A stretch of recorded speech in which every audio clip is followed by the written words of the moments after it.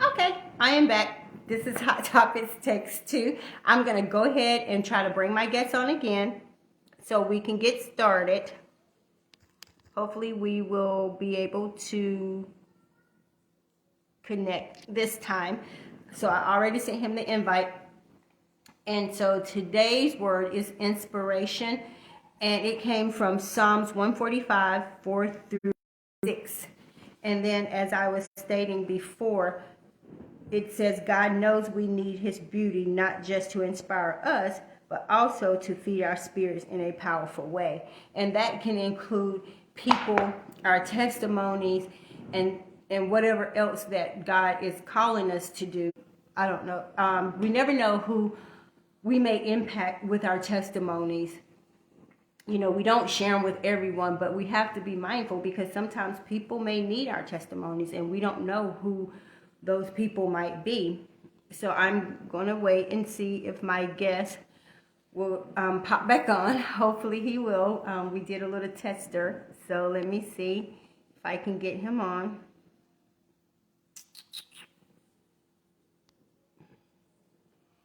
I'm trying to add him, but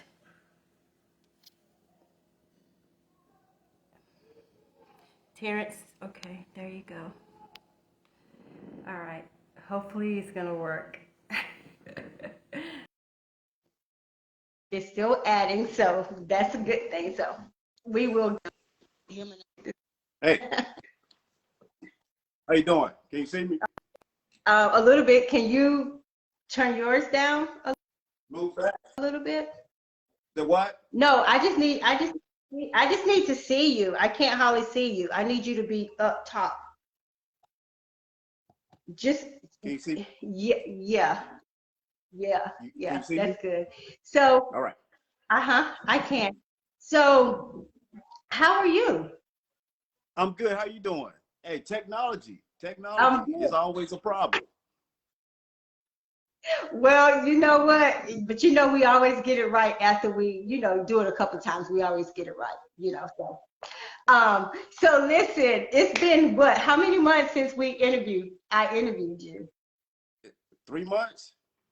Has it been? Was it 3 months? Yeah, and so I think so. But I chose the word inspiration today because when I watched your documentary, but before we even talk about that, just go ahead and tell people who you are because I I have like so many notes. I kept stopping this documentary, going back, stopping, going back, and then it got to the point where I had to start from the beginning and slide it back to where I was at. So tell people who you are, and we're gonna be talking about your documentary. Okay. All right. Introducing myself. I'm Dr. Terrence Graham. Um, where do I begin? I'm a graduate from North Carolina A&T State University. I'm a child therapist. I own my own private practice, Graham Moore and Clark LLC, out of Raleigh, North Carolina. I've been in private practice going on 15 years. I'm also Mm-hmm. an independent filmmaker through my I film need you to company, come. 5 Foot Productions. Can you hear me? Yeah, turn your camera where I can see your whole face. I can hear you good. I just need to see your whole face. Mm. You gotta turn it back up. Turn it the other way. Can you That's see me? good. That's perfect. Yeah, That's good? yeah, yeah, yeah. Yeah, That's as I good. was saying, yeah, I have a film company, 5 Foot Productions, with my kids, William Graham and Xavier Graham. We started 5 Foot Productions in 2010 um, to Hmm. do a literacy program to make children books, which eventually turned into making documentaries. Um, I'm a father, husband, um, athlete, former athlete, um, artist, um, mentor, author, um, a little bit of everything. As your topic said, inspiring others. I try to inspire people to be great, to live in the moment, Mm-hmm. to accomplish your goals. Whatever your skill set is, try to be the best at it. As a therapist, Mm-hmm. I've changed a lot of lives. People trust me with their issues, and I try to guide them into some type of positive solution. But in a nutshell, my goal is to help people achieve their goals. Awesome. So we're going to basically talk about this documentary called Dumpster Diving, and I still can't see I only see you from here. Are you leaning? You see me now? Yeah. So see if you, Can you see? I can see you. I want everybody to be able to see your whole face. Yeah, yeah. And so this documentary, wow, I don't even know where to get. So I'm just gonna tell you, when it said dumpster diving, you know, your mind goes to a whole nother place because of the cover. The cover, you got the buff guy, with the two beautiful women, sexy guy in the middle. And so I'm thinking, oh, this is kind of like, X-rated or whatever, because the cover makes you want to know, like, what is this going to be about? Because it said dumpster diving. So you have a man, two women. So what gave you that concept to do it, like to make the cover that way? All right, so let's talk about the cover. So first thing I had to do was draw people in, right? So what's the best way to draw people in with Right. your movie title and with the movie title is Dumpster Diving. We'll get into that later, but Right. eye candy is the selling point, right? So it's like media manipulation, okay? Right. So I'd like to give a shout out to Carlton Pickett. He's the guy on the cover. Carlton and I went to A&T, North Carolina A&T State University. Carlton and I work out sometimes. I saw Carlton in the gym. I said, yo, Carlton, I got something for you. I said, I want you to be the face of this film. Right. And he agreed to it. I told him the concept. Right. I said, I want you to be on the cover shirtless. And he was all in. But by Carlton being on the cover shirt, right, it's going to draw women to the film. It's going to draw a certain target population to the film. Then you surround him with beautiful women, right? That's going to draw guys to the film. So Hollywood does it all the time. They find the most beautiful people, the most fit people. And not saying that's the ideal of beauty, because there are a lot of beautiful people in the film. Right. It's just that they agreed to do the cover. And that was my vision for the cover, to draw different individuals in.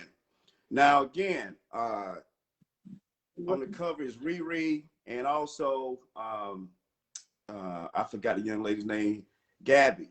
So Gabby Harris. So Gabby Harris is a professional model. Riri is an author. Riri went to graduate of North Carolina A&T as well. And I thought this would be a perfect concept for the title of the movie. Now, going back to what you said, so when people first see the title and they first see the movie cover, automatically think pornography, or they think something inappropriate, or they thinking it's a movie about.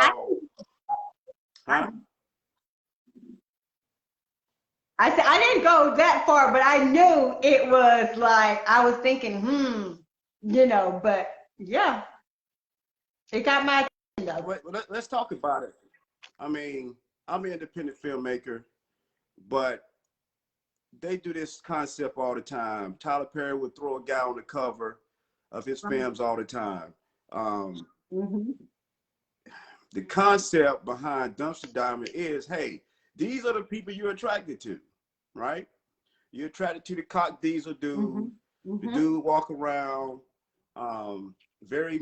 supposed to be very masculine, right? And he draws a certain type of female. So again, that was the concept. Yeah. Draw the people in, and then you educate these people about toxic relationships, okay? So, but I get the question Right. all the time. Right. Is it porn? Is this movie appropriate? What are you doing? Oh, so now you're doing nudity. I get all the negative stuff. Again, I don't pay attention to it because, again, I know the overall concept is to educate people about certain things in Right. relationships. Okay. But Donna, I And see, I know and you. this, So I know, I'm. Donna, real quick. I know when you saw the cover, you was like, yeah, okay, what Terrence trying to do now? And I knew that. What is he trying to do now? Well, No, where is he going now with when this? I saw it, yes, yes, and when I saw the dude, I mean, I was like, the ladies look good, and then at one point I was like, I could be on his shoulder too, just being honest, open, and transparent, because the body was like, bam, there it is. And like you said, what woman wouldn't want to be, not all, women, but I was like, yeah, like the body was straight. And so I'm like, well, let's see what this is going to be about. But then when I saw it, I am like, oh, wow. And it made me, before we go, any further, it made me look at past relationships that I've been in as well, And when I was looking at it, and this documentary, it will benefit everyone, because at some point we've all been in toxic relationships, whether we want to admit it or not. But as looking at it, I'm like, wow. You never look at it from the point that these people are bringing it to make you really say, I remember those. I remember those red flags. But like them, it's like, why? People that we love. Yeah, And then they had one exactly. question, and it says, Okay.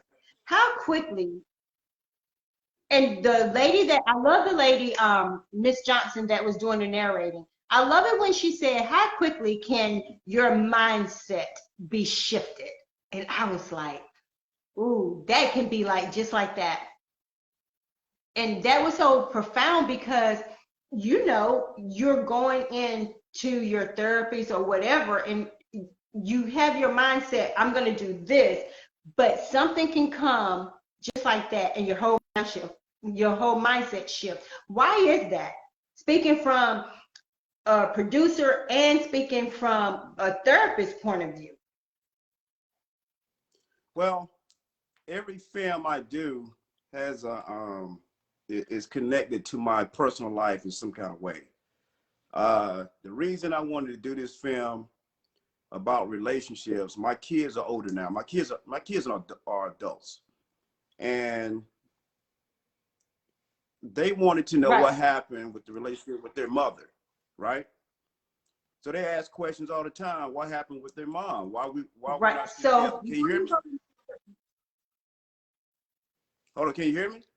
yes, but is this one of your sons? Yes, is one of your sons in this documentary? I'm gonna put my headphones in. Can you hear me? Parents. Yeah, can you hear me? Okay. Yes, Yes. yes. My oldest son, William Graham. William Graham is in the Can you film. hear me? Yes. Yes. Okay, okay, okay. Yes. William is my oldest son, and he And appears in the so when he documentary. wanted to, okay. And so when as they got older and they wanted to know, is this when you started saying, I need to do this documentary? No, it's not when they got older. It's when they got in relationships. So once they started getting in different types of relationships, Okay.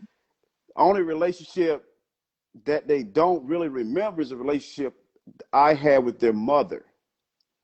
So they start asking questions about their current Right. relationship compared to the relationship I have with their mom. Only relationship they remember is me Mm-hmm. picking them up, taking them on outings, doing the holidays, the visitation type stuff. But they never really seen their Right, right. mother and I interact in a appropriate sociable in an appropriate sociable setting, because it's always was something. It was I'm not gonna say it was toxic. I'm gonna just say it wasn't very pleasant for them at a certain age, because they either had to take a Right. side. It was either with me or with their mother. Right. And I thought Okay. this film would kind of explain it better how and why our relationship just didn't work. Right. Right. Is there a delay? And Is there a so delay? did they understand? No, I can hear you good. Is it a Okay. delay with me? Yes. Yes. Okay. So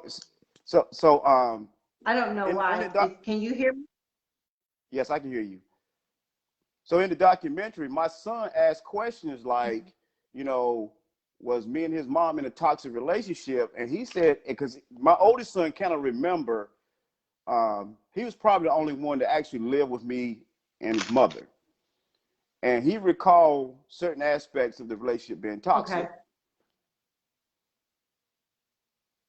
So in the documentary, he gives Yeah, he because gives, go ahead, I'm sorry, go ahead. In the documentary, I like it when when he was. Go ahead. Go ahead. Go ahead. I, I can hear you. I can't hear you. Am I delayed? Yes.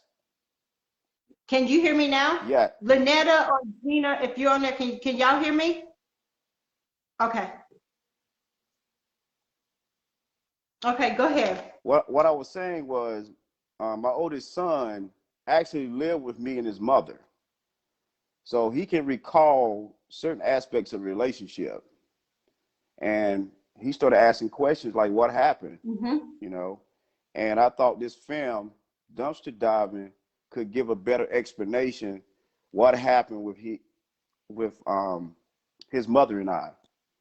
But as he's gotten older, he has seen the worst of the relationship and the best, because we're actually good friends right now. And the kids are older, they're adults, so we whatever problems we Right. had when we was younger. I mean, we're older, we're more mature now, and I felt like I could do a film explaining certain aspects of our relationship, the how, the whys, and the when things happen. Again, I was young, I wasn't ready to be married, wasn't ready to be a father, wasn't ready to have children. Um, it was kind of forced on, well, not forced on me, Right. but I was forced to grow up quickly, and I wasn't prepared for that. I'm a great father. I love my kids. I did everything I can possibly do to raise them, take care of them Mm-hmm. financially. Um, but now they're very successful, and I wanted to do a film to show my growth as a man, as a father, um, and then include them in it, because again, we are partners. Right. Me and my kids, they're my business partners now, so we get to pick and choose what topics we want to address in Wow. certain films. And I liked it when he was so honest when he was saying he was in this relationship and the female came to him and said it was no longer working. And and he said he felt the same way, but he didn't know how to go about, you know, breaking it off either. And so I didn't see where he said how he handled it after the fact. Well, those are some of the conversations he and I have all the Can you hear time, me? how to move on. Can you hear me? Yes. Some of the Yeah. conversations we Mm-hmm. have is how do you move on from a toxic relationship? Because the relationship he was in was toxic. Now, at the time, I didn't know the relationship was toxic, but when we started doing this Right. film, and he was shooting his scenes, then I realized that he was in a major toxic relationship at a very young age. So, and how he moved from it, Right. education. I mean, he pick and chose to focus on himself and move on academically, where again, you're going to meet many people in your lifetime. So you really can't focus on one relationship when you're that age. Right. Um, like I said, I've met a lot of people in Exactly. my life. Donna, you got to fix whatever you got going on over there. But I can still. I'm trying to hear you. I got pay. I'm doing my notes, but you can't hear me. I can hear you, but there's a It's delay. like I'm delayed, or is it your earphones? All right, I'm gonna take the I don't headphones know out. why. Okay, Lynetta or Gina, if you're still on here, tell me if I am delayed with you guys hearing me.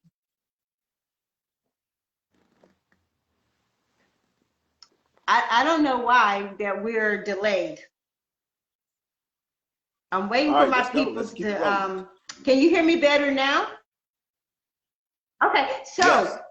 um, how, how did you, how did you come up with the individuals, for this documentary? How did you find them to be so, honest, open, and transparent? Because some of them was really intense. Right. So a lot of people I've known throughout my journey. Um, Majority of the people have done movies with me before. Steve Pittman, we went to high school together. We grew up together. Michael Earl Pearsall, we grew up together. Went to high school together from the same hometown. Stephanie Renee, same hometown. Grew up together. Went to A&T together. Tawana Wiggins, we went to A&T together. Hold on. Like I said, Carlton and I, we went to A&T together. Riri, A&T together. D Blunt, been knowing D for years. He went to North Carolina Central. So a lot of these people, we have prior relationships and we have worked together before. So now Miss Joni Lister, the main subject matter in dumpster diving, we met through social media. And she said she had a testimony. I encouraged her to use dumpster diving as a platform for her to share her testimony. I think she did an excellent job. As you can see through the film, that she was in a lot of pain. Yes, yes, yeah. And I was going to talk about her. All of them were amazing, but hers really hit me the most because, you know, when she was talking about her story and her relationship, and at one point it it got too much, and I thought maybe the movie was acting funny, but I realized that y'all had to go ahead and just like move to the We went to next, black. you know, thing, because her pain, yeah, her pain was so, it was still real. It was still, to me, I don't know how long it had been, but it was, when I was looking at her, I was like, this is as if it was yesterday. Absolutely. I went to Houston, Texas to film. And like I said, it was our first time meeting. We've been in contact through social media, you know, phone and text. But once I met her, she's a beautiful young lady. She was going through a lot at the time, but she did an outstanding job. And again, certain things you just don't get over. And using this film to educate others about domestic violence, and she's going to use this platform to share her story and her triumph from domestic violence.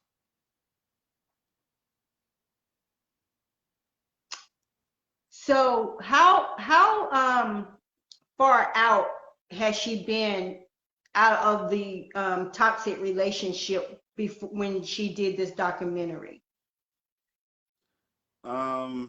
She's recently divorced, so a lot of that pain was still there because she was still in contact with her ex-husband.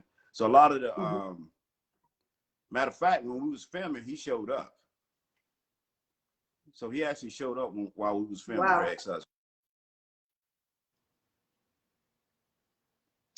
And you know, it made me sad when she talked about how, you know, she got pregnant at a young age first time, and then she had got pregnant again, and then to find out that he also had another woman pregnant. And even though I felt that she wasn't in a place, she, you know, talked about, you know, she did everything but abort the baby, but then she had a miscarriage. And I felt her pain because here she is still struggling with whatever issues she had of the toxic relationship. And then he slaps her again, will, to say, I have another child on the way, and the only way out to have your child is to divorce me. And I was like, wow. I was like, that is so deep Yeah, for like I said, anybody true to stories, true endure. stories. But that's normally how it works, right? I mean, if you're cheating and Yeah, yeah. you get And someone pregnant, that's what Dumpster Dive is about. yeah, Dumpster Dive is about other people going through others people's trash trying to find love. Let me read the definition of dumpster diving. yeah. Practice of foraging. It's the practice of foraging in garbage that has been Okay. put out on the streets in dumpsters, garbage cans for discard items that should be and may be valuable, usable, or fixable. So you take that concept and you apply it to relationships. Everyone thinks they can change you, fix you once they first Yeah, meet you. You know, every guy thinks he can change her, and every exactly. woman Can't, thinks he can change him. But they come into these relationships with all this baggage. yeah, So that's exactly. basically And what I dumpster like when diving you is talking had about. points. But let me ask you this, Terrence. At what point when we get into relationships, do we realize we're in a toxic relationship, or at what point do red flags start appearing to give us an inclination that we're in toxic relationships? You see the red flags day one. You see the red flags on the first conversation on the phone. You see the red flags when you first go out. You always see the red flags, but you ignore those red flags because in the back of your mind, you really want the relationship to work because it's brand new. You really want to trust your gut. You want to trust your instinct. Like, hey, Mm-hmm. I found someone special. He looks good. Mm-hmm. Externally, he Mm-hmm. looks good. He's in the gym. He's buff, whatever. Yes. She got a nice body. She's pretty, Right. long hair, makeup, drive a nice car, nice job. So on Right. the exterior, you really think this Mm-hmm. person's the one. Mm-hmm. But when you see those red flags, you kind of ignore them. Because again, you're trying to go all in for a short period of time. Because again, you got a short window to really find out if this person is going to be worth your time. And time is very valuable. Yes. And you know, I remember my mother always telling us growing up, especially the girls, you know, she told the boys too, but she always told us that people can only hide the true them for so long because, you know, like you said, you want these people to love you or whatever, but she said at some point the true you is going to arrive because you can't keep the masquerade up, Right. I mean, you can't wear that mask for so long. you know. So you already know, hey, three But why types do of we people are going to tell you stay? the truth. Why do you, what you say? I can't hear you. Say it again. I can hear you. I didn't hear you. I said, why do you think people stay? I said, why do people stay? Shame, embarrassment, fear, um, love, no place else to go, codependent. So children, financial issues.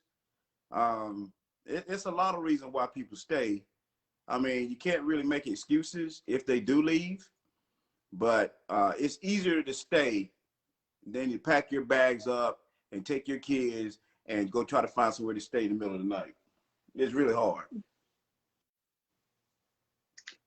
See, Yeah, guys true can just that. go. And Guys can just pick up and run. well, speaking of that, so we're gonna go ahead and talk about Wiggins, because when he was in this relationship, because it can flip, and when he was talking about how, he would give her money, things just wasn't adding up. He was, missing items around the house. And then, at what point do men realize that, hey, this chick is toxic?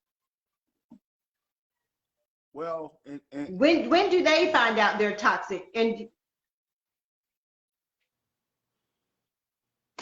so in Tawana's case, in her testimony, she was married to, her husband was struggling with substance abuse. So that was something brand new for her. And it was a challenge for her to deal with that. Because again, at first she didn't know he was struggling with substance abuse. And then when she found out, she tried to get him help, and then she ended the relationship. But again, she went right back to him and remarried the guy. So, and he was he was an addict, and he was struggling with addiction, which is an illness. So even though, but did you ever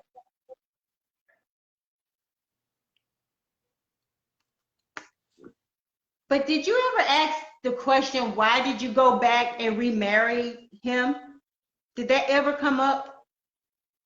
yeah, she thought she loved him, and she thought he had changed.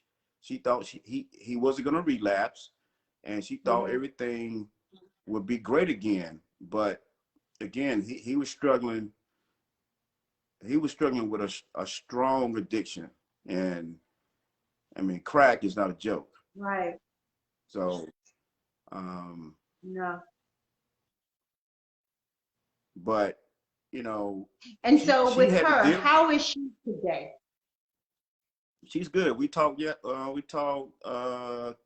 this past week, last week. I mean, she's good. I mean, like I Good. said, we worked through these issues, but we always going to use our platform to share our testimony, so the next person can say, "Hey, I went through the same thing, and I'm going to use this film to see how Tawana dealt with this issue."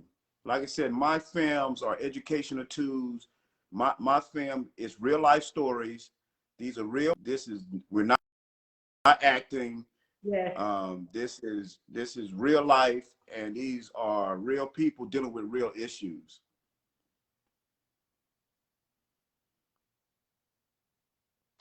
And so, I think his name is it Jonell Merle?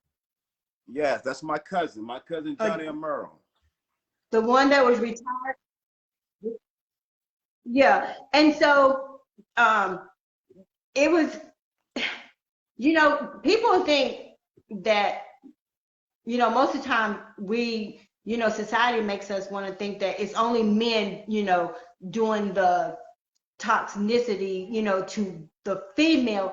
But in this case, it was the female doing it to him, if I understood his, documentary well, because he was in a relationship, and then, she got pregnant and had these kids, and then to find out that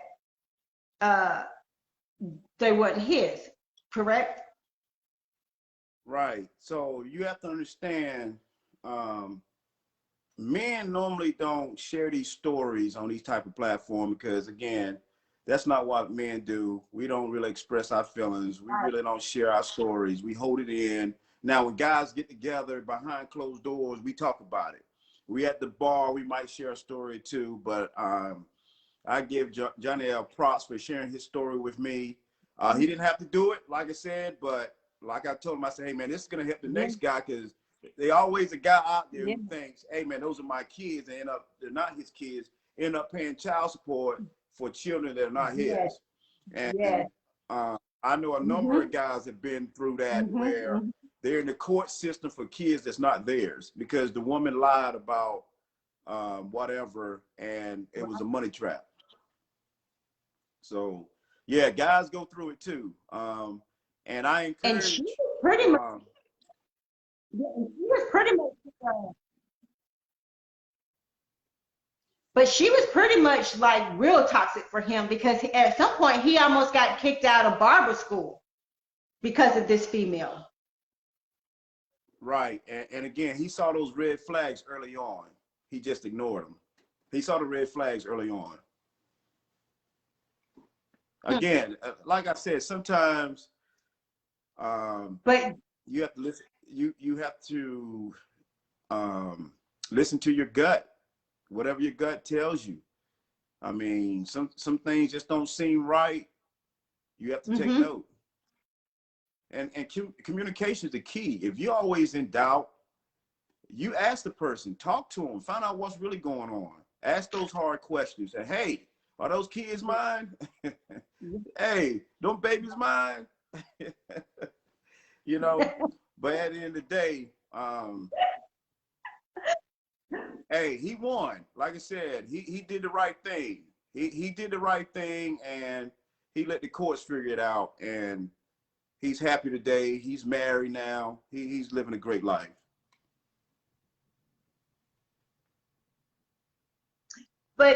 but do he have a little sadness, because he was in these kids' life till they were what, 8 months old? Right. So again, and that's the sad part, because you get attached to these kids, and you get attached to these family members. You get attached to the boyfriends, the girlfriends. You get attached to the family. You get attached to a certain living financial situation. You get attached to those things. But again, if you see those warning signs, you have to develop an exit plan. It's going to be easy. It's going to hurt. I've been there. I know a lot of people been there. Like I said, you got to choose you. You have to choose yourself in situations like that. You know, are you gonna play the fool, or are you gonna be the hero? And when you choose yourself, you're not gonna go wrong. And sometimes and then you had signs you are in a toxic relationship. It was 1, it seems like you can't do anything right. 2, everything is about them and never about us. And 3, you find yourself unable to enjoy the moment with that person. And then 4, you are uncomfortable being around that person, and then you are not allowed to grow or change. And I was like, wow. Right. At some point, we've all felt these things. Right. Dumpster Diving is a film about growth and about acknowledging where you are, like the here and now. We're right here. How are we going to end this and move forward? You can love someone and not like them. And even in therapy, I share, you know, can you and your spouse coexist? Can you and your mate coexist in the same space? That's all it's about. If you walk into the room and I get upset because you're there, or if a person walks out of the room and you have some type of anxiety because you guys are sharing the same space, that's a problem. Those are flags. And even when you're around other people, well, let me back up. Only time you guys get along is when you're around other people. That's another red flag. That means you can't stand being alone with this person outside of sex. And most relationship is based on their sexual relationship with their mate. You know, sex is not gonna save a relationship. And so Carlton, no, it's not. Well, a lot of people think it is. And I like when Carlton was talking about how men cheat because they may not be getting something sexual from the woman that they're with. You know, and even when he was saying that, you know, I was like, that's true, but it also can go the other way as well. From a woman's point of view, she may not be getting what she needs, you know, in the intimacy piece, And so he was saying that's a lot of times why people can get into other relationships, or if you will. Yeah, Carlton made a comment that, hey, if you're not going to try new things, I can find people to do certain things in the bedroom that his girl or past relationships wouldn't do. I mean, but it goes both ways. Again, it's about communication. If you sit down and Right. talk to your spouse and say, hey, Yeah. I like this, I Mhm. don't like that. Well, can we try this? Or just spice it up. Again, being in Mhm. relationships are hard. Especially you've been married for a long period of time, you're gonna have to spice the relationship up because again, and Donna, you was married for years and years, so you've had these conversations, I know. Yes. And and Yes. but when you And don't have open the beauty communication, of it is, to me, it goes down. You see what I'm saying? But the beauty of it is, I feel, and you can tell me if I'm wrong because you're a therapist, I think when, two people are in a relationship, whether it's long term or marriage, if you're lacking in whatever area, you have to feel comfortable and confident enough to go to your partner and say, hey, maybe we need to try this, or try that, and not feel afraid to say, I'm not saying I don't love you. I'm just saying that we're lacking in this particular area. right? You And, know what and I'm it's how saying? you And can. not because you know how it is. Because first thing a man gonna say, "Oh, I don't satisfy you no more," or or vice versa. But that's not what you're saying. You know. Yeah, find out what each other like. If you like this, let's try this. But let's communicate. Cause see, the boyfriend, now, let me explain. Now the other person, he gonna do exactly what you like. So once you start deciding, hey, I'm gonna start Mm-hmm. sleeping with Mm-hmm. other people, they're gonna do exactly what you like because they want to satisfy you because again, they want to be next in line. So they have an agenda. They want to please you because they know you're in a stressful Right. relationship, or they know you're in a toxic relationship, or they know Right. you're not happy. So they're gonna do everything that you want. They're gonna do Mm-hmm. everything to please you because they want you, because they want you to replace the person Mm-hmm. that you're not getting along with. And again, it's all strategizing. It's Right. all about your agenda and what you want for right now. Again, you have to choose self. You have to choose yourself, either or. Like, if you're not happy, choose you and have a conversation with your mates. Hey, I'm not happy. And then, hey, like I said, the warning signs have Right. always been there. Mm-hmm. And each person that talked, you know is, and like you said, that gut, because we were always taught growing up, follow your first instinct. Your instinct can never leave you wrong. And sometimes as women, we don't want to follow our instincts because of who this person may be, because of his status, because of the way he looked, and we allow ourselves to get sucked in to the web until we get so deep into it, and then we have to figure out, holy shit, now how I'm going to get out of this toxic relationship.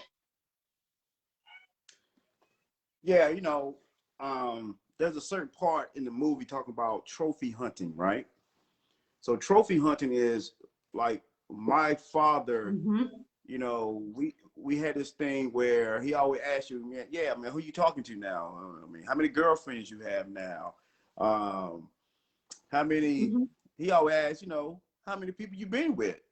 And we grow up with that toxic mentality Right. where the more women you sleep with, or the more um, the more sex you have, or whatever, it makes you more of a man. So Carlton in the film talks about trophy hunting and Right.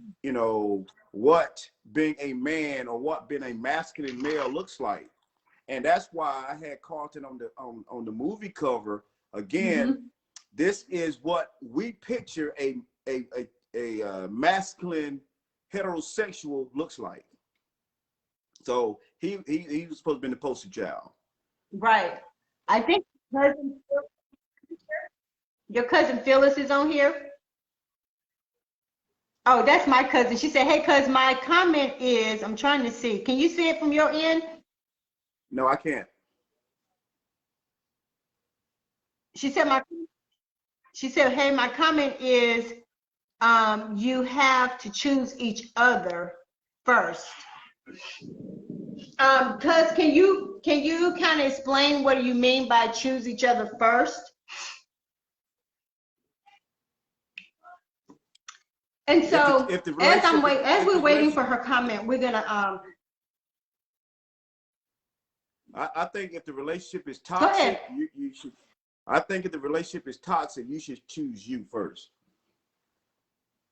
We talking about toxic relationships. If the relationship is Right. toxic, I think you should choose you And first. and as we was talking about the sexual piece in the trophy hunting, is that kind of what Nigel kind of did, because he was talking about, how he slept with 5 to 6 women a day. A day, And a then day. as he, found out later on, a day. And I was like, oh, wow. And I was like, Right, oh, okay. And then when he was talking about how his father, because and so let me ask you this.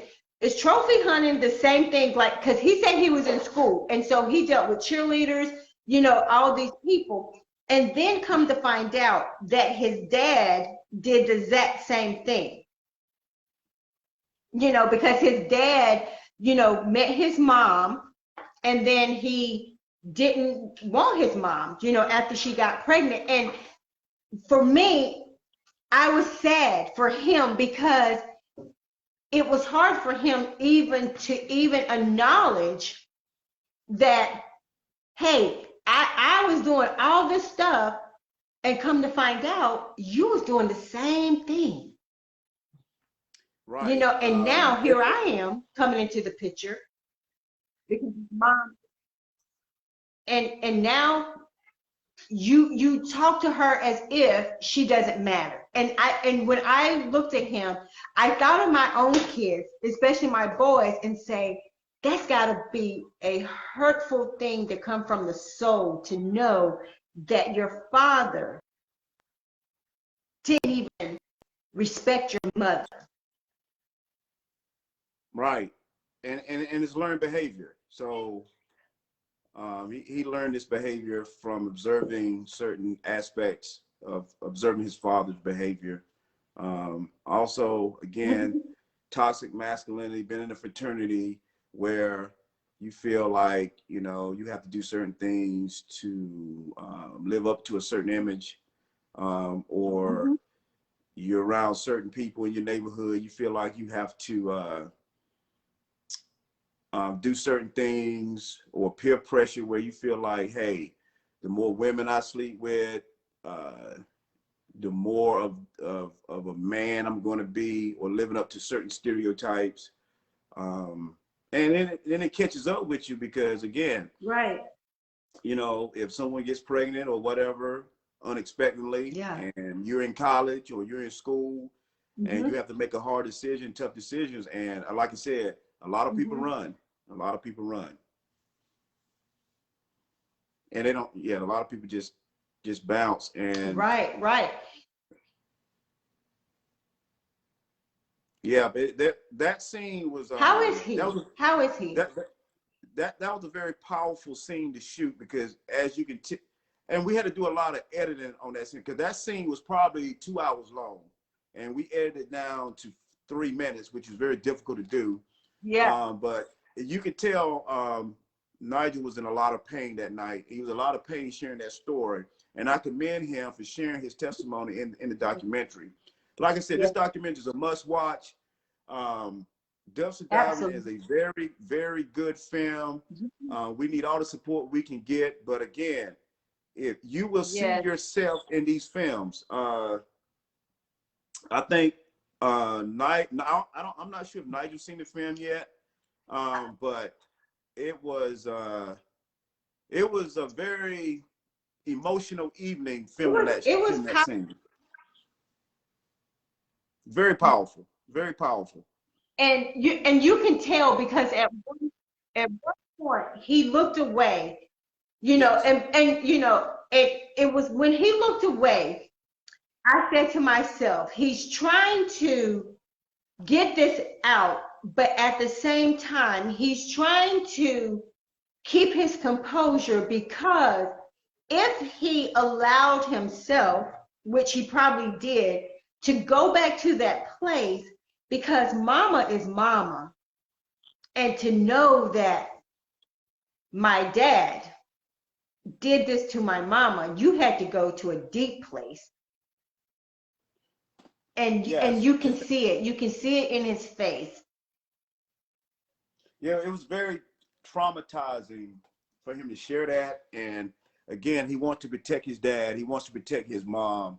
So again, that's why we have to do a Yeah. very good job at editing the film so we can get to the highlights and protect those people, protect Yes. his parents. Um, Mm-hmm. but Mm-hmm. it was something that he needed to get off his chest. I'm so glad he chose dumpster diving as the platform to do it. Um, Again, I wish everyone Yeah. could see this documentary because that's probably one of the most powerful scenes in the film. Uh, him sharing his testimony about how he felt that he had to sleep with multiple women a day to satisfy, or even because again, he may not even know of his past trauma. He could just be acting out, and he didn't know where that pain came from. Yeah. And hopefully, him watching this film can see like, hey, this this these are generational. This generational trauma has been passed down and passed down and passed down until we change. Like I said, change those cycles of behavior. We're going to continue being in these traumatic states. Um, but again, I've been there myself. You just feel like, hey, this is the way you supposed to. This is the way you live, Yeah. especially in We, college. You meet as many women as you can, and you try to have as much fun with those yeah. women as you can. Right. Right. You know. But you know, and it doesn't, you know, and we do it as grown-ups too. You know, we just try to be, you know, slick about it, and we just don't put it out there. We don't put Right, it but out there that we're doing it. But I mean, hey, let's be honest, open, and transparent. You know, because hey, we as an adult, we can be sleeping with Joe Smo on this side of town, and then another one in another county, but nobody knows because we're adults now and we don't put it out there. We don't be like, yeah, I done slept with 3 guys this week and they're all in different, you know, different counties because we don't put it out like that anymore. And the same as Nigel, we can still, as an adult, and you can tell me, you know, differently, we as an adult, we can still have those childhood traumas or those toxic relationships that sometimes we haven't even addressed. and I agree. And I encourage everyone just to find. You don't have to call it therapy. You can use a life coach or your pastor or talk to your parents, whomever. Just talk to someone about your pain and what you're going through. Relationships are hard, and this film's not only about. Yeah. It's about relationships like we talked about the Cain and Abel concept, where Yes. we talked about toxic families. A lot of people, especially Mm-hmm. going through the pandemic last year, you are Yeah. in the same space as someone for 6 and 7 months that you really don't share that space with, and you don't have an outlet. Mm-hmm. And those toxic family relationships can cause a lot of pain and cause a lot of trauma. So imagine you are in college, right? Pandemic hit, you have to go Mm-hmm. back home and you live in an apartment with 3 generations of people, right? and Right. you really don't get along with your family member, because that's why you use college as an escape. But now, because of the pandemic, we put you right back in that space. And that can be very difficult Exactly. because, again, those are the same people you was trying to escape from in the first place. But let me ask you this. Um, as you was growing up and you was in a documentary too, I didn't expect you to be in there, but I knew you was going to have some part in it. But I want to ask you this question before I move on to All you. right. How long did it take you to shoot each person's documentary? You talking about each scene? And how long was it? Yes, I mean, like when you went to interview each person, how long was the interview, and then how long did it take you to put this whole documentary together? All right, good question. So, like with Joni Lister, I was in Houston, Texas for 3 days. So I shot her for 3 days. For my scenes, I shot my scenes in Los Angeles, California. So I shot my scenes over, I think we was in California for 3 days. Locally, normally I can shoot a scene in one night. It depends on their testimony. It might take 2 hours. It might take 6 hours. It might take an hour. It just depends on what they're willing to share. But there's a lot of stories. So it took me a year of travel to film. Wow. And it took me, well, the pandemic kind of slowed everything down as well. But totally a year and a half. A year and a half. Wow. But it's worth it. It was worth the travel. I like traveling to new places, meeting new people. I like, in my films, I like the new scenery. Like, I like the backdrop being of a different city. Like, as you see in the film, we shot in Washington, D.C. We shot in Los Angeles, California. We shot in Houston, Texas. We shot in Charlotte, North Carolina. We shot in Fort Lauderdale, Florida, with Dr. Rashida Jackson. I think she did an excellent job in the film. She began the film and she ended the film. Yeah, so. So was that her in the dump? Huh? Was that her in the dumpster? No, that was Sonia Leach. She was Sonia High. I'm sorry. Sonia was the one in the dumpster down reciting the poem. Yeah. And Sonia did a great job. Okay. She's an author and a poet. Yeah, I like the I shot Sonia in Clayton, North Carolina. But I'm gonna tell you what was, I love the comedian. I loved her, and even though she was funny, her story was awesome. Because I loved how she was able to, not make light of it, but to tell it in her comedian way. So I did enjoy her. Yes, Terrion. Terrion's a superstar. Terrion is probably the funniest woman I know, but people have to laugh at their pain. This is the second film Terrion and I have worked together on. She was in The Cycle. I don't know if you saw The Cycle. Right. Did you see The Cycle? So I did. Yes. I did. So in The Cycle was a very, very dark film, and she made, well, we had a premiere in Greensboro, North Carolina at the Carolina Theater. And the whole crowd laughed at her scene. And that was very rewarding for me, because when I went to Terrion about making this movie, I said, hey, it's a dark film, but I need you to make people laugh at their pain. And she did that. Right. So in Dumpster Diving, in Dumpster Diving, she was so funny. Like I said, I shot her for hours, and she had multiple stories, and all of it was very funny. Right. But like I told Terrion, I said, hey, a lot of people can relate living in a trailer during their first marriage, living somewhere that you felt you shouldn't be at that moment in time. So yeah, that was Right. very powerful for her to share that story, and it was hilarious. So I'm looking forward to working with her on some many more It, films. yeah. And so before we get to you, because you know I'm going to save you for last. Got to save you for last. How do you, Terrence Graham, how do you prepare yourself for these intimate dark stories, if you will? How do you prepare yourself mentally? Because I'm telling you, when what's my girl's name?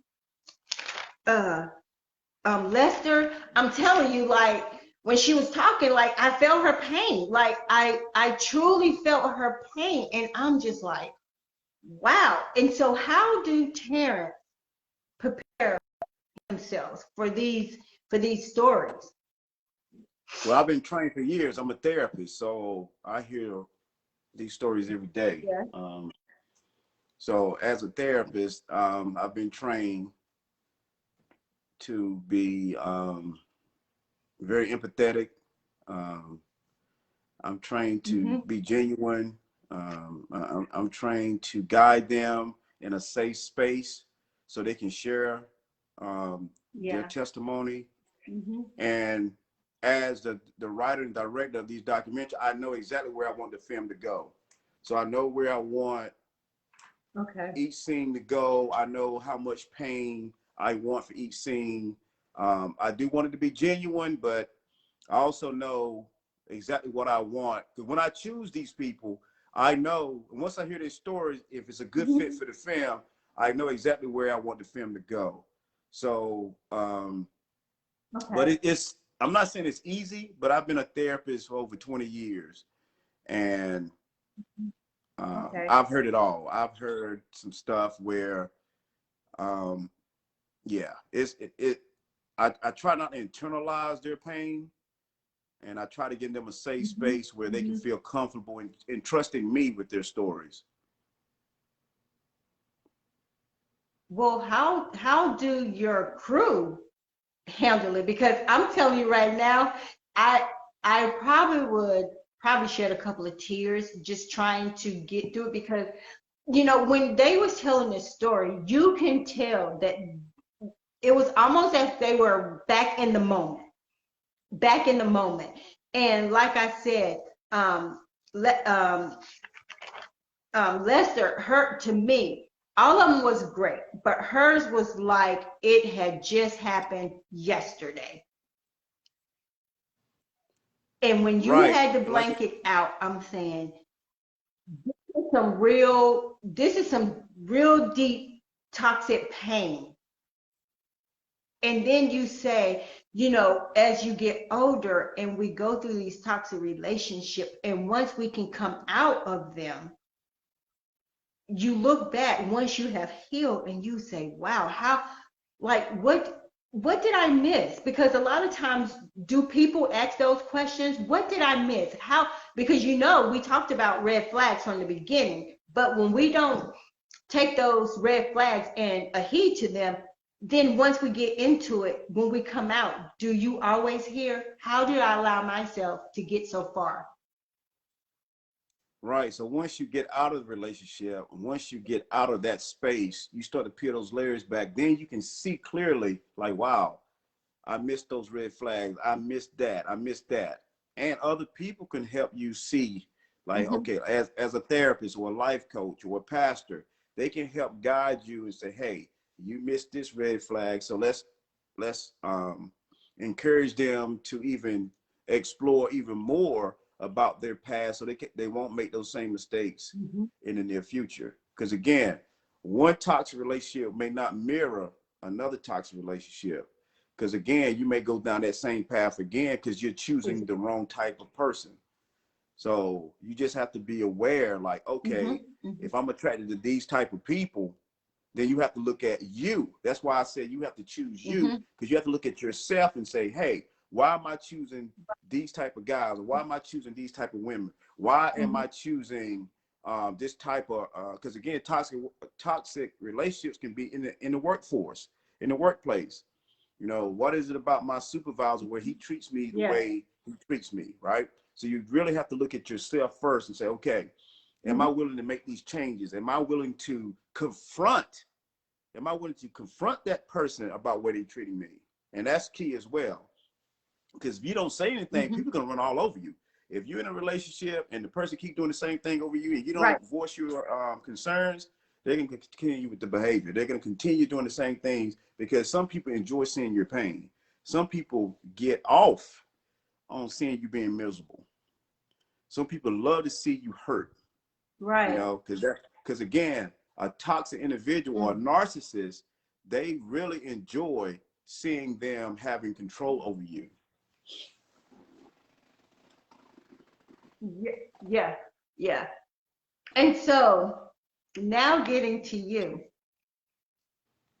you said that you was in a toxic relationship with your brother. Yeah, man. But so hey, who isn't? Who isn't in a toxic relationship with their siblings? You know what I'm saying? It's that sibling rivalry. It doesn't go anywhere. I mean, hell, we gonna argue tonight. But do you we think gonna it's fair argue to tomorrow? Huh? Right, but I'm saying, do you think it's fair to call it like a sister, brother, rivalry toxic? Yeah. If you guys don't get along, and there are some things you have not worked out in your relationship, and you have these things been going on for over 30 some years, over 40 years, yes. You know, but again, you remember what I said earlier, it's when you confront those issues. We have confronted our dislikes and likes for each other, and we've moved on and we're good. But again, you have to confront those things. You know, I shared how I felt about certain things. He shared how he felt about certain things. We're gonna fight. We're gonna fight it out. We're gonna love it out, whatever. But my whole thing was, hey, if I don't say something, you know, this stuff is gonna continue. And again, I'm 51 years old, so hey, why not now? Not, you know, I got it out. I said what I had to say. But do you? And we. And So good. what? But do you think that's what happened? I said, do you think that's what happens in a lot of family with sisters and brothers and family members, you know, that don't want each other and the relationships continue to build up and become even more toxic because nobody wants to step out and say, hey, I don't like it when you A, B, or C.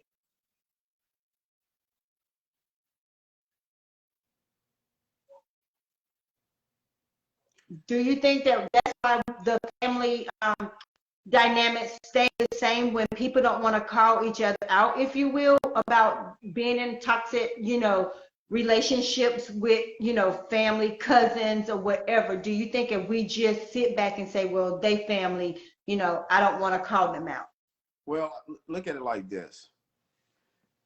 It's a relationship. You have to learn to relate with each other. You have to learn to coexist with each other, right? In the same space.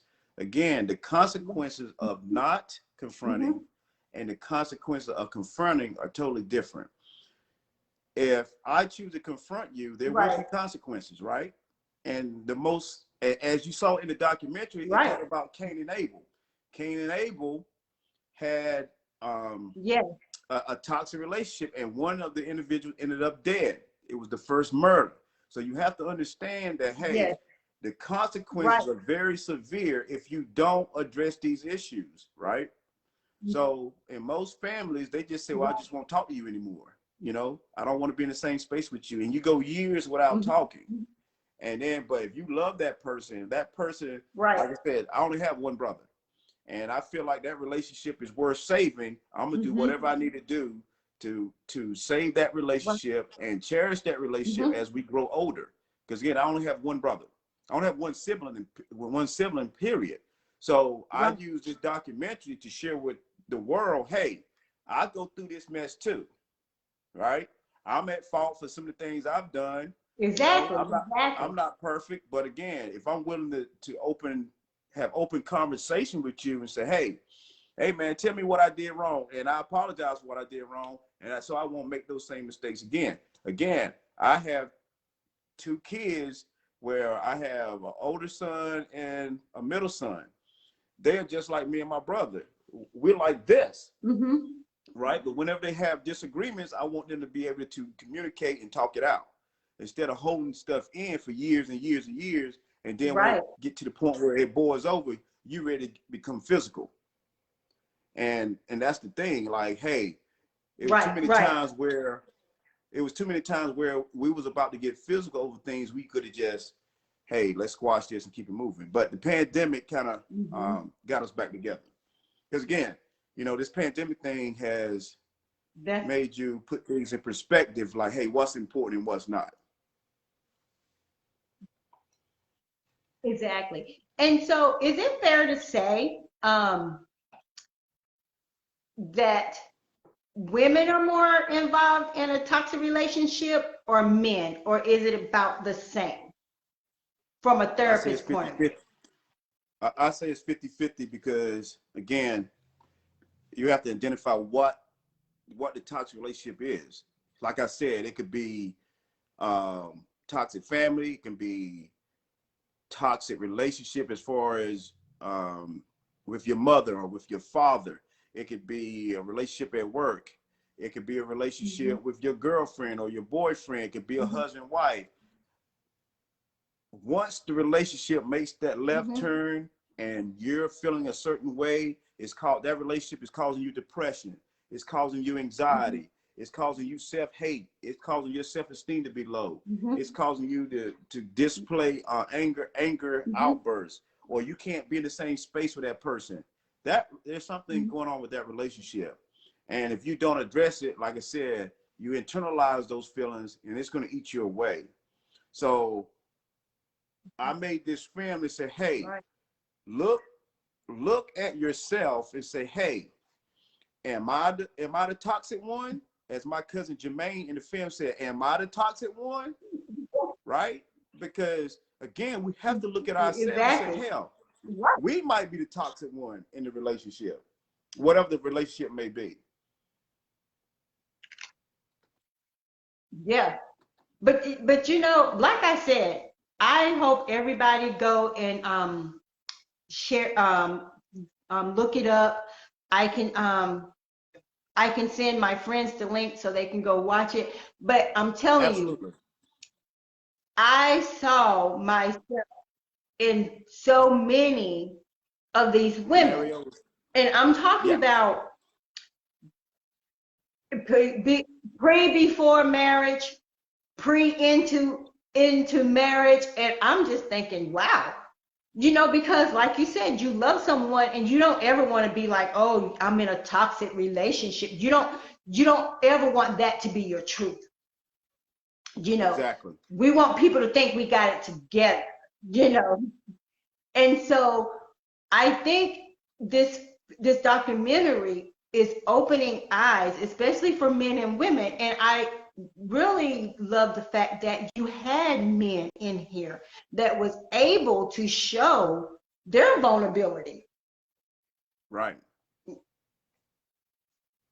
And not feel less of a man, because growing up, used to hear mothers say, oh, you're a boy, don't cry, don't cry. And I remember when I had my boys, I said, I never want to say, don't cry, because I'm saying the same feelings God gave me as a woman, he gave you as a man. And if you're a little boy and you fall down and you scrape your knee and you cry, it's okay. You know what? Let mommy see it. You okay? Dust yourself off and go play. And I never told them, oh, toughen up. You're a boy. Because to me, that desensitized them and say, well, I'm tough. And when they get married and they have wives or girlfriends, then they're not going to be able to be sensitive to their partner's need because of that. I agree.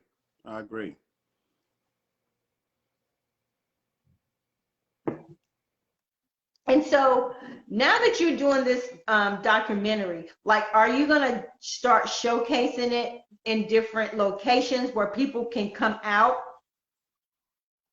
Yes, I'm trying to have a red carpet premiere in Greensboro, North Carolina. We was in contact with Red Cinema in Greensboro, Mhm. so we're waiting to hear back from them. The Okay. target date for that red carpet event is January 22nd, 2022. Also, Donna, I mean, if you can find a spot down there in Southern Pines somewhere we can show You it. know. Let's again, are they willing to come out and support the film is the question. If we bring the film to Southern Pines, are you willing to come out and give your support this most important docu-film? Right. So that's the question. We need all the support you And get. let me ask you Again, this, will you have some of the people in the documentary able to come yes, Latanya Smith, she's in the document. She's to from like your Southern Pines. Yes, Latanya Smith, she's okay. from Southern Pines. So And yeah. so does she live here now? Now she currently lives in Greensboro, but she's from the area. Well, maybe you, her, and I can link up and get the ball rolling because you and I have talked. And guys, me and Terrence Graham, we are thinking about bringing it to Southern Pines, and we found a location. But we need, like he said, if he's going to bring it, we need your support because I'm telling you, everyone needs to see this that's of age to come and see this documentary because we can find ourselves in each one of these stories.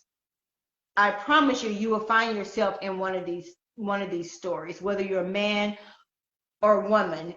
And these people, they are just beautiful people to even come to have him film them and put them out here, and they're sharing their story.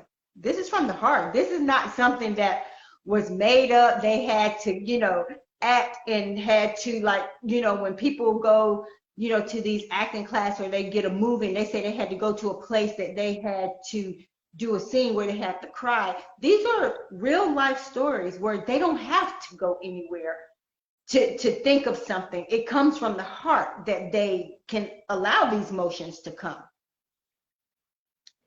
So these are not Absolutely. people he just found and say, oh, these are true living people that have been in toxic relationships. And just like us, we have found ourselves in toxic relationships, and some of us may still be in toxic relationships, you know? Absolutely. Absolutely. The film is very And so, informative. You're gonna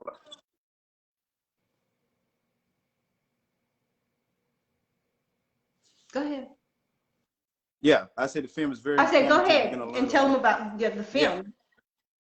yeah, the film is very informative. You're gonna learn a lot about yourself. It's very educational. It gives you steps. Mhm. I like to say it identifies the toxic person. It identifies toxic relationships. It gives you insight how to get out of toxic relationship. It addresses domestic violence.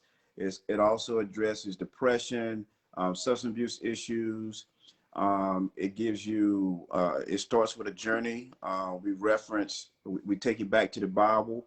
Um, like I said, Cain and Abel, Yeah. Adam and Eve, and King David. So we identify what is a narcissist and how to treat a narcissist and how to identify narcissists. We also talk about Hmm. self-care by Riri and our life coach in the film, Lisa Beckwith. She does a great job. Dr. Rashida Jackson, again, she does an excellent job talking about Adam and Eve and explaining the Adam and Eve theory, how it applies to toxic relationships. Also, Stephanie Renee, she talks about King David, how King David had multiple relationships and how King David followed in the footsteps of his father and how he had a toxic relationship with his dad. So, like I said, this film has different layers Hmm. to it. Hmm. It takes you on a journey. It's an hour and 15 minutes. So it's fast paced. There's a lot of information. So you really, really got to get into it and understand, hey, this is must see TV. It does. And you know, and I like it when they say love does not leave bruising. And some people may say bruising is the physical, but when she said it, I'm saying the bruising on the inside, the bruising of our integrity, our self-esteem, our self-worth. I didn't look at it as the physical. I'm talking about, for me, it was like the bruising on the inside. All these things people can't see. Yes, Not yes, feeling worthy, wondering why me. So, yeah. And I yes. did find out something that was interesting when she was talking about. Go ahead. Yeah, Stephanie Renee is a domestic violence survivor. Her testimony is phenomenal. She's authored several books about domestic violence and being a survivor. She has a Mhm. podcast. She had, I think, Yeah. I don't want to misspeak, but Lipstick Dialogues. So that's the name of her podcast.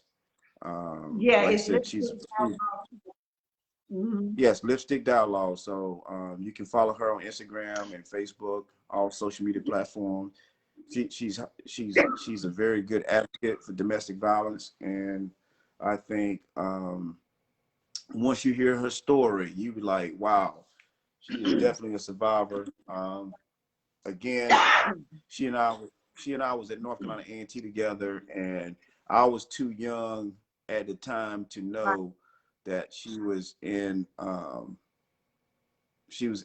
toxic relationship, and she was dealing with domestic violence at the time. I had no idea because we were so young at that time. You talking 21, 22, 23. We didn't know what that stuff was back then. So, but yeah, she has a great testimony. And she's been, like I said, she was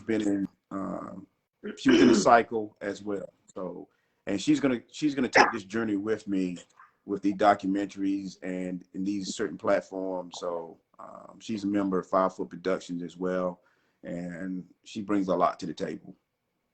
Okay. So, what is one thing that you would say you want people to take away from this documentary? Educate yourself. Educate yourself on Right. on mental health, violence, substance abuse, um, generational curses. Like I said, self-care, um, being able to communicate your feelings. However, if it's through cinema, if it's just through written word, Right. poetry, um, you use these platforms to express your pain or express your testimony or express your happiness. These films make me happy. These films bring me joy. Right. I enjoy helping people, and and again, I've had a lot of people in my film. This is my 5th film, and it's a different cast every time. So again, I I, Right. I want people to support these films so I So, can when you actually pay my cast. I mean, you have to generate income from these films right. so I can finance the next movie. So I'm doing everything out of my own pocket, and it's been a struggle at times. But hey, Wow. this is something I'm very passionate about, and it's something that I'm looking for a distributor. Right. If you're a distributor out there, I need you to help me out. I'm looking for a distributor for my films so I can get my films on bigger and better platforms. Because right now, Dumpster Dive is on Vimeo, and I know that's a small platform. A lot of people don't even know what Vimeo is, but trust me, go to Vimeo. It's only $5.99. Rent the film, watch the film, leave a comment Right. about the film, and that's how you educate others about the film. Because again, this film Yeah. this film is phenomenal, not just because I made it, because I've learned every time I watch the film, I learn something new. And I like to give a shout out to my producers, Joel Russell, J Rush Films, BJ Atkins. That's my team. That's my production team. Also, my narrator, Marty Freeman. He's the voice behind 5 Foot Production. He's the voice behind my documentaries. So I like to give them some love and a shout out. Yeah, yeah. And thank you guys for tuning in. But you know, Terrence, like I said, it was truly, truly an amazing documentary as the cycle. And like I said, when I saw it, I saw myself and several of the women from being in past toxic relationships. But it's only until we decide to open our eyes and say, wow, how long am I going to stay in this toxic relationship? Whether you're in a long-term married, toxic is toxic. And that's the way I look at it. It's toxic is toxic. And it's an amazing documentary. And I would like to see I would like to see a follow-up. You know, I think that would be amazing, so people can see a follow-up to see how they have evolved, you know, and what are they doing now. Yeah, you know, and I don't know if that's something that you're gonna do, but for me, huh? I said, yeah, you see the follow-up at the movie premiere where you can meet the cast. That's the follow-up. Oh, okay. Okay, but I will, you and I will talk, but I would love for all three of us to put our heads together and still do it at the location that me and you have already, you know, spoke about here in Southern Pines, because I really and truly think this is a powerful documentary, and I would love to see us as people come together to see how toxic relationship can sometimes destroy us if we don't get it together. If you will. I agree. So, but it has been always a joy having you on Hot Topics with Donna. Thank you for always pushing and encouraging me and always reaching out, giving me some great feedback of just how I've grown and, you know, Absolutely. how I'm moving forward. I really appreciate that in you, you know, my friend, you know. And you know, when you have people come in your inbox and say, I like your new look, you know, what you're doing with your flyers or whatever, I totally appreciate that, because that shows that I am growing. And when people say, hey, your brand is building, and so I try to stay consistent, you know, but I'm very thankful to have you as my friend, you know, just to come and, you know, do what we can do, push each other to be even better. So I will still continue to just share the flyer of dumpster diving on my page, so, you know, people can see what we've been talking about. Guys, if you have not heard of, is it Venmo or Venimo? Vimeo. Now, what you can do, Donna, you can share that movie link on your page. The link I sent you, you can share that on your page. That's the actual film. Okay. Okay, I'll do that. Okay, guys, I will share. I will once we're done, I will copy and then paste it to this hot topic so you guys can go watch it. And once you watch it, please leave a comment and let him know what you thought about it, so he can get some, you know, feedback from you all as well. So I would do that as soon as we get off. I will send them the link so they can go watch it. And even if you comment under my page, but there is a place that you can comment so he can see it as well.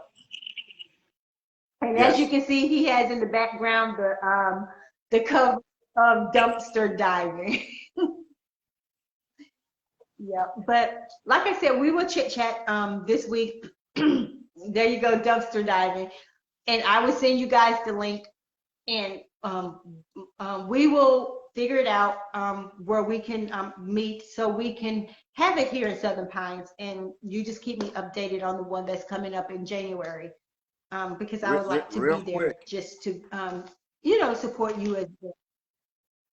real quick, I want people to start following Reba Lindsay.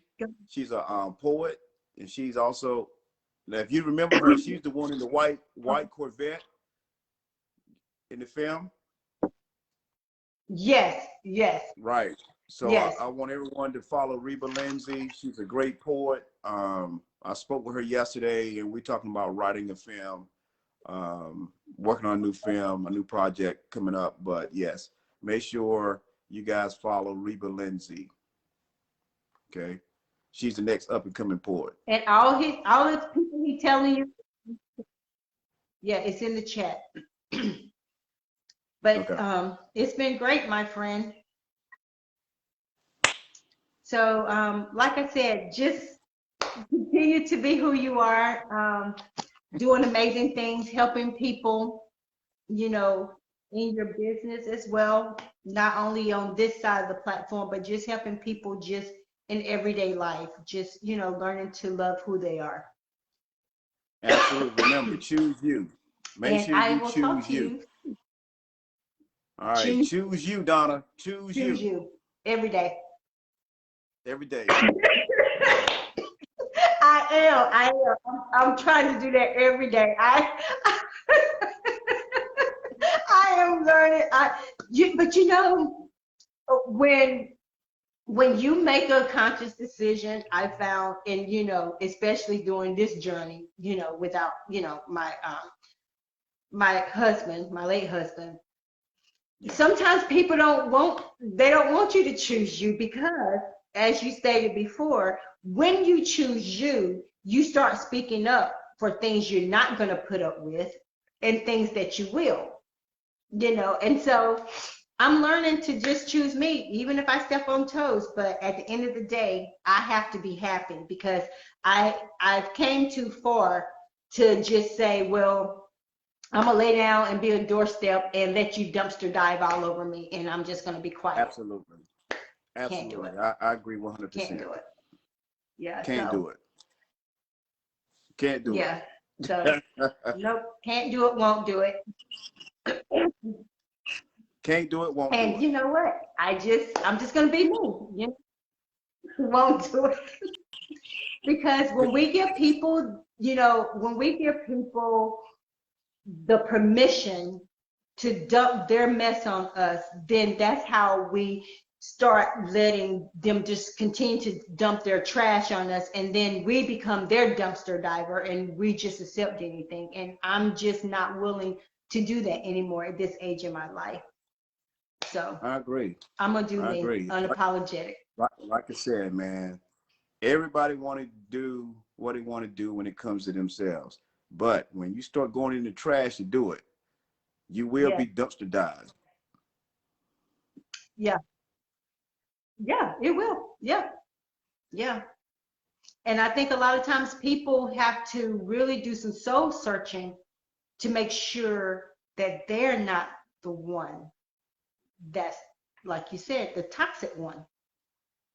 Right. And I agree. that's when you start saying, okay, is it me? Because sometimes people can make us think it's us, but it's really you. And that's right. And So that's the narcissist. He's gonna make you think you're the one that has all the problems. yes, yep. But do you, Terrence? Do you? Keep doing your thing. Let's make this thing happen in Southern Pines. So let's put a plan together this week and go ahead and I contact the will. theater, and let's go ahead and set a Okay. date in February. Okay. Let's shoot for February. Okay. Sounds good. And like I Okay. said, if you want to give Stephanie my number or whatever, you can, and her and I can start talking and see how we can start getting people here in Southern Pines on board, since she know more about the people here than I do. So I'm, you know, if you want to give her my number or have her reach out to me, that'd be awesome. Okay. Sounds good. And then we can have dumpster diving in. That sound Southern good? Pines. Yes. Southern. All right. Take care. Well, good night, and I will, like I said, Good night. we'll talk this All right. week. Thanks for having me on your All right. program. I had a good All time. right. Thank you. You're welcome. Thank you. Me too. All right. Bye. Well, guys, that was Dr. Terrence Graham. He is the mastermind behind dumpster diving. I'm going to put the link on this Hot Topics with Donna as soon as I get off. You guys, please go and support him. He does everything out of pocket, and just go watch it. You can rent it and just watch it, because when I watched it, I so saw myself and so many of the women from past relationships, not knowing that, wow, we can get into these toxic relationships and we don't realize it, or we do realize it when we see the red flags, but we choose to overlook it, as he said. But this is a powerful, powerful, powerful documentary. Not with only women, but with men that allow themselves to be honest, open, and transparent and vulnerable with some of their own stuff. And so this is a must see, that no matter what we go through, like he said, we must choose us first. Whether you're married, whether you're in a relationship, whether it's family, girlfriends, you can be in different types of toxic relationships. So it doesn't always mean a man and a woman relationship. You can be in a toxic relationship with your siblings, your mom, your dad, your uncle, whoever, your co-workers. So we must allow ourselves to identify when we find ourselves in these toxic relationships. So until tomorrow, I am your host, Donna Taylor, and this has been another episode of Hot Topics with Donna, where we do it honest, open, and transparent. And we interview ordinary people doing extraordinary things in their lives and in their community. And if you have any information for Terrence Graham, you can just find him on Facebook at Terrence Graham. And just like I said, I will post a link to the dumpster diving. Once you see it and you like it, just send a review, or you can put it on my page or whatever. But please, please, please support him. So as he gets more support, then he can support his staff by paying them. But right now, he is totally doing this out of pocket. But this is so worth what he's doing. So until tomorrow, I am Donna Taylor, and I wish you guys a wonderful night, and I will see you tomorrow.